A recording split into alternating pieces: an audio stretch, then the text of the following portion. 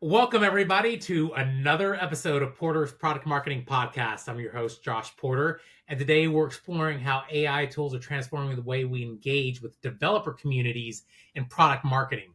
Our guest today is Dale Markowitz, a developer advocate and software engineer who has worked with renowned companies like Google and Ok Cupid. Dale holds a bachelor's degree from Princeton and brings a unique perspective from her experience within developer relations. Dale and I actually worked together at Google on cloud AI products and had a great time doing it. Dale, welcome to the show. Thanks, Josh. Well, let's begin, Dale, with really understanding what is developer advocacy in the first place. Can you explain to the audience what that is?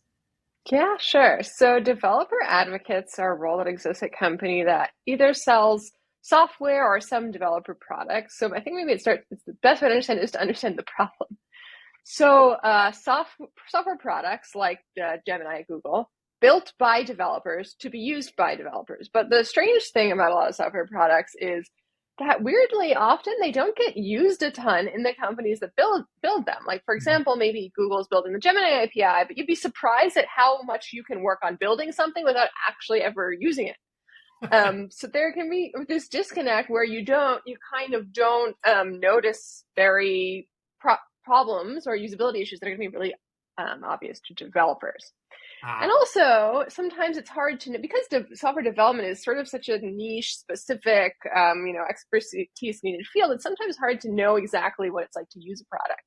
So, a developer advocate is a role that's really a developer that works for an software organization, but doesn't build the software, but uses it. So, I'm like user zero on these products. I give a lot of feedback to the team. Then I will educate the developer community about software tools. I build a lot of demos, try to help sort of form the glue between, okay, you have this tool, but like, what's the entire life cycle of somebody using it? What are they going to be using it for? And like, basically to be an expert on communicating with software developers. Yeah. Yeah. And that's a ton because with product marketing, a lot of times you're going to be you need to talk to both business and technical audiences. And those business people are going to be worried about what are those business outcomes? What are the results? And then when you have more technical audiences, you're going to obviously need to talk a little bit more about the features, like how do you get to those outcomes? And so you, as a developer advocate, were getting even deeper on those technical pieces, specifically talking to those software developers on how to use the product and how to actually kind of the step-by-step pieces to that. And there's a definite developer community that is kind of this close-knit community, and you're as a developer advocate, kind of an influencer in that community. So thanks for kind of going through that and helping us kind of understand what that really means to be a developer. Yeah, sure. All right, so now that we have that foundation, what does developer relations or DevRel in its function? How do they work with product marketing? Well, I feel like we can speak to that from personal experience, Josh. Absolutely. I mean, I'll say what I think, but you can also remind me what we kind of worked on together. But I think that, I would work with product marketing a lot to sort of understand what content or educational material is needed out there. Yes. Like if there's a certain product, like we need more emphasis on this product. So I'm thinking, okay, how do I make this exciting to developers? How do I make it blog posts, YouTube videos, demos, that kind of thing? And we also sort of work together. Like if I think I've come up with a really cool use case, so I'm going to build some material around it and work with product marketing to figure out, okay, like what's the best way to use that to blast it out to different channels and that kind of thing. Does anything come to mind for you? Yeah, and those are some great examples. And I think the partnership between product marketing and developer relations is so key because, as I mentioned earlier, when we have those more technical audiences, we need to kind of show exactly how that works, how the product works, and how it could be used in specific use cases. I knew I could rely on you specifically, kind of build those kind of step-by-step pieces out. Like, okay, this is how pieces of our AI work. And I remember even when I was kind of still new to the AI space, you'd been in it for quite some time.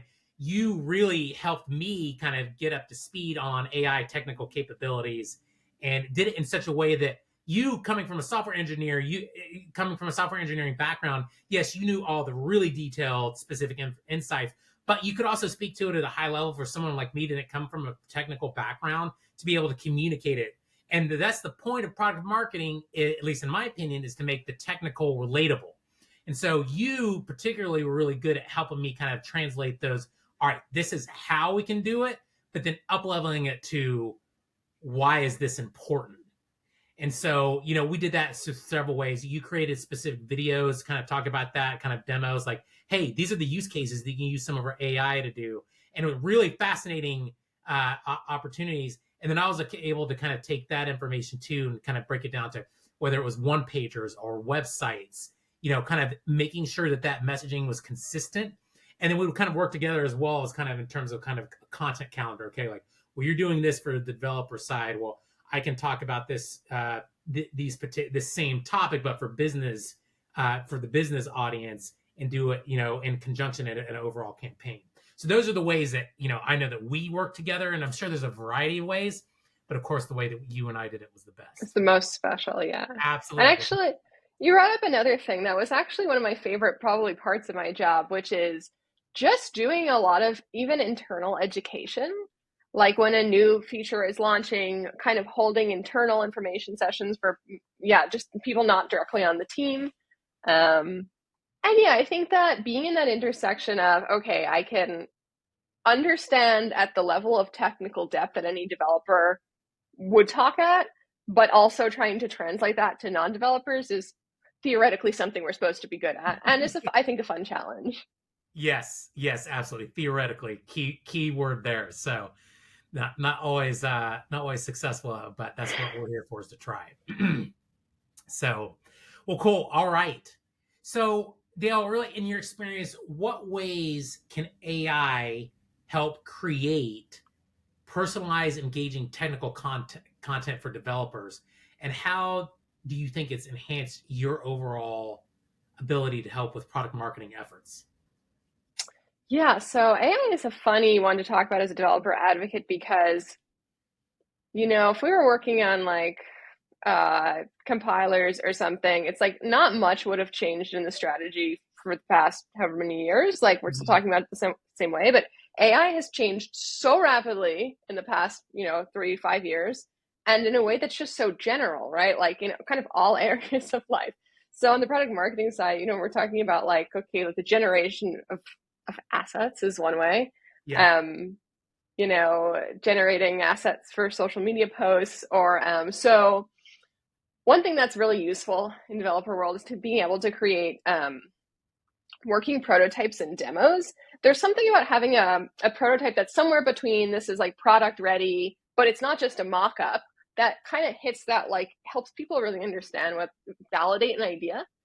And I think AI helps you kind of make those prototypes quickly. And there's a lot of AI that helps generate code, but I actually think that generating the code is the thing that developers, most of them, are pretty good at. But it's like generating maybe like the front end, the design, and the way it looks, that AI can help you kind of prototype with quickly. I don't know if you've encountered the term vibe coding is popular nowadays, and Oh people yeah.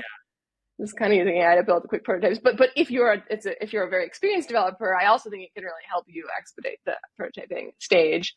I also find just like, and this isn't really even just within the band of DevRel, but whenever I'm writing, I do a ton of writing, nonfiction writing. So whether it's about AI or it's about science or some psychology, something else, I really frequently use AI to sort of do research. So I'll throw Hmm. in, like, if I'm using Notebook LM, for example, Notebook LM can help you synthesize information across a bunch of different sources. So you might throw in, for example, all hundreds of Google Cloud blog posts into Notebook LM, and then you want to write a new thing, and it's kind of like pulling all these different sources together. So for research, very crux. And Absolutely. I feel like everyone's also tried to use AI to write their tweets for them.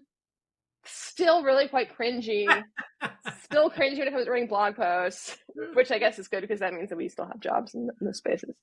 Absolutely, absolutely. Well, yeah. So I like what you said there in terms of like asset creation. Obviously, really key way to do that. But that even if it's not just like direct copy for LinkedIn or Twitter posts, but then also writing scripts for videos that you're creating and doing demos. Because I know within when we were at Google, we would do kind of three different levels of videos, right? Where there's like level 100, like 30 seconds. This is the overall high level product capability, and you don't even look at the interface. It's just kind of a cartoonized version, and then there's level 200, which is a little bit more closer, still cartoonized, but maybe a little bit more closer to what the actual capabilities are, but then kind of get into depth about what are some of the outcomes that you could get. And then level 300 is more of kind of like step by step. Yes, you can actually, these are the things that you can do and how to do them with the product. And so, yeah, to your point, it's about, you can use AI to help create those scripts. And especially for developers, as you kind of think about like those step by step things that you're doing for those types of videos, whether it's those kind of, different levels of videos, videos that you have did and hosted yourself, using AI to kind of script that's super helpful. And then also, and then to your second point about research, amen to that. It's like Google Notebook LM has been super useful, especially with your own proprietary or personal documents. That's the great thing about it, is like some of the other models are using general world knowledge, whereas Notebook LM, you can have it specifically only focus on data that you feed it. It's like your own personal retrieval augmented generation, right? It's like, Yeah. have these Google Docs or have these YouTube videos. I just want you to take information from these and then synthesize it. Or take, to your point, I did, these 10 blogs, take that information, write it with this new research that I have, and use that same kind of writing style and make a new 600 word blog post. So yeah, I'm with you on that 100%. Another tool that I've been using really constantly lately is deep research. Have you used deep research yet? Yeah, well, I've used Perplexity, which I feel like is the OG deep research, but everybody's calling their own thing deep research now. But yes, it's yes, very, very helpful tool for research. Yeah, I like what I like about deep research, and I haven't used Perplexity in a while, but I guess the way the deep research through ChatGPT works is that it basically generates a research report for you. So in the DevRel sense, if I wanted to do something like kind of understand what are people doing out there, like what are the coolest different projects that people are building using synthesized music or synthesized speech, it can go and do a bunch of web queries and sometimes a lot of modifiers like, but I only want the cool and creative ones, not the corporate ones, and it's really good at kind of reasoning through that. Yeah, yeah, absolutely. Yeah, I'm glad you brought that up too. And obviously, it's like everybody's got their own quote unquote deep research one now. It's just Yeah. the company brand and then call it deep research. But yeah, super helpful to kind of, especially when you're looking for real time cited information. Like, and that's why I use Perplexity, but of course, like the competitors do that as well. It's great to kind of have that so that it's grounded in in legit information. Of course, you have to scrub it a little bit, but it gives you a good foundation to kind of understand where your information is coming from. So now, great. So once we've got this kind of foundation of what is DevRel, how do you work together?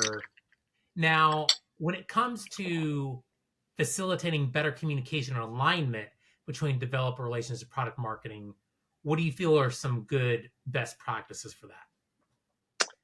I have to imagine that it varies so significantly by company because I do get the feeling that the way the Google did DevRel and PMM is pretty different.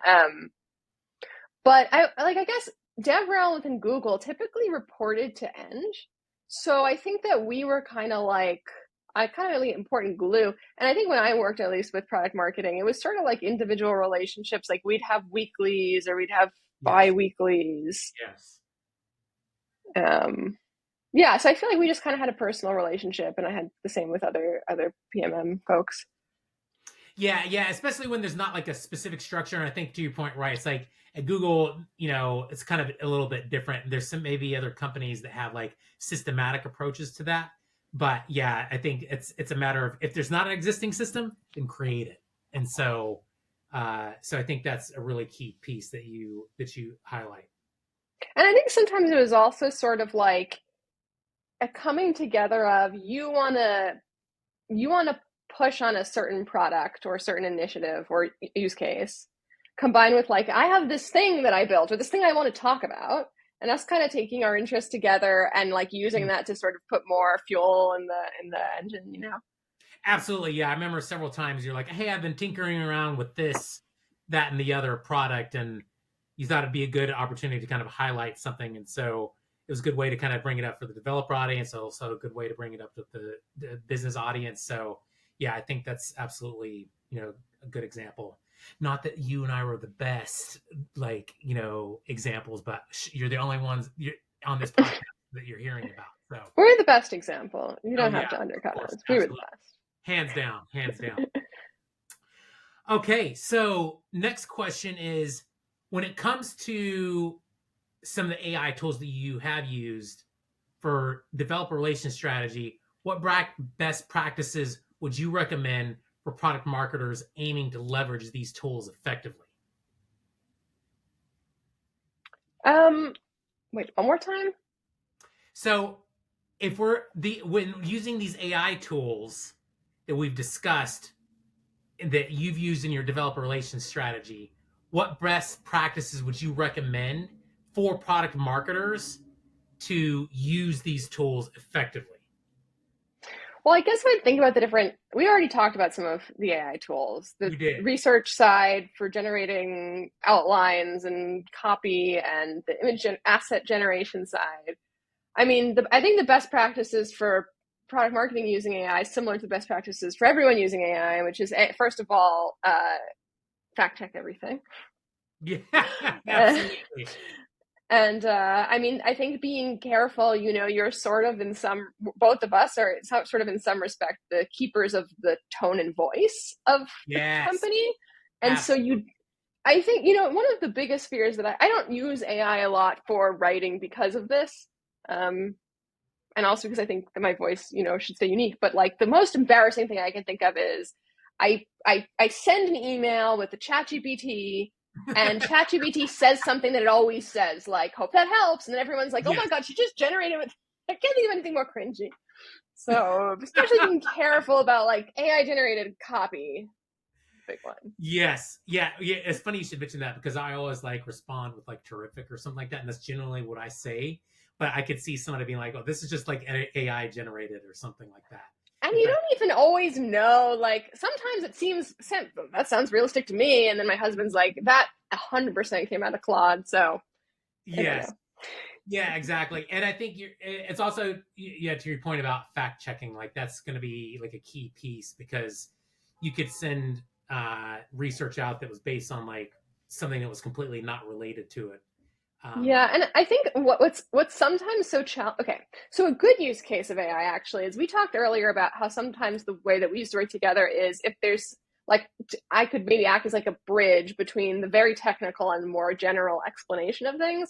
But I actually think that AI is pretty good at replacing me in that role, where you like send it a block of really complicated text and it does a good job of like simplifying it and making it more accessible. yes. But, but I think that the flip side is that AI can also have a way of really getting into that uncanny valley where it says something that sounds like it probably makes sense, but it just really doesn't.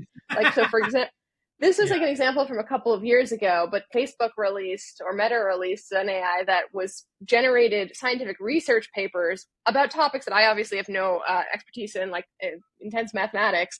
And I'd read them and I'd be like, literally have no idea of assessing a way of assessing this, right? If it's technical enough, you can't evaluate if it's right or Right. not. So Right. that's something to be careful of. Yeah, and also I think you're absolutely right. You mentioned about tone and voice. That's really key to kind of be able to kind of let your personality shine through the writing. Now, there are some ways to offset, right? I actually just learned recently, and maybe the rest of the world knew this, but you can actually train some of these models on your tone and voice. For instance, hey, like what we were talking about earlier, like, hey, let's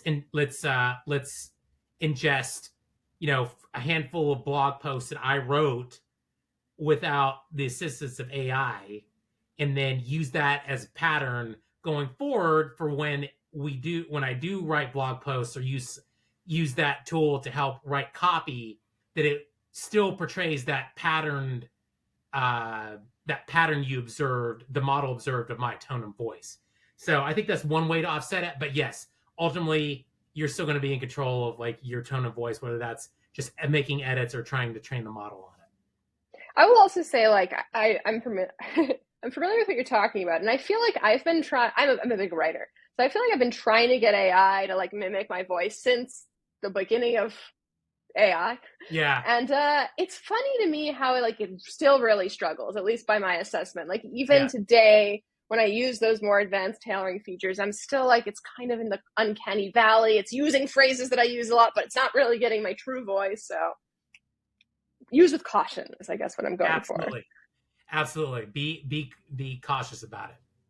Well, cool, Dale. These have been really good insights, and I think your expertise in both developer relations and AI specifically, I feel like have really been helpful for this particular podcast.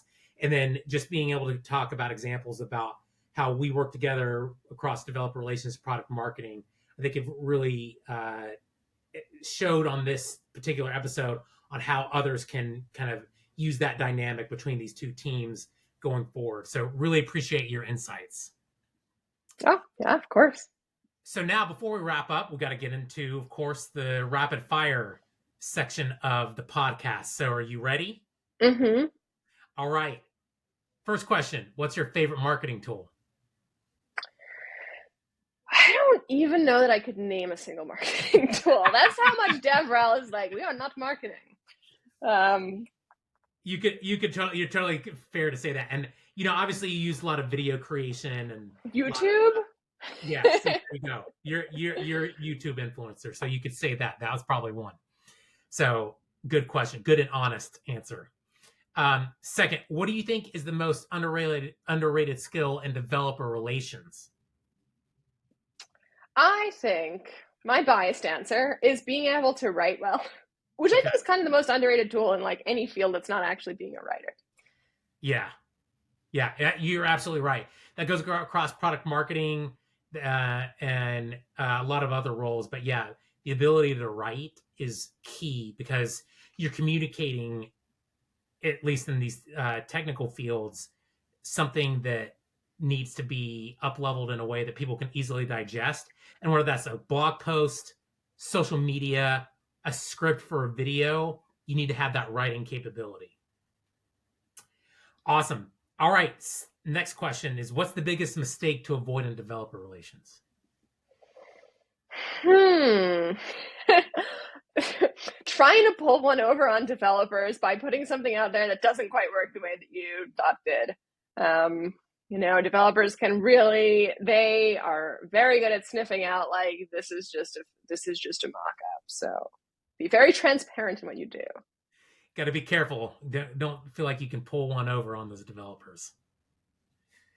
All right. What's one thing you wished you knew when you started?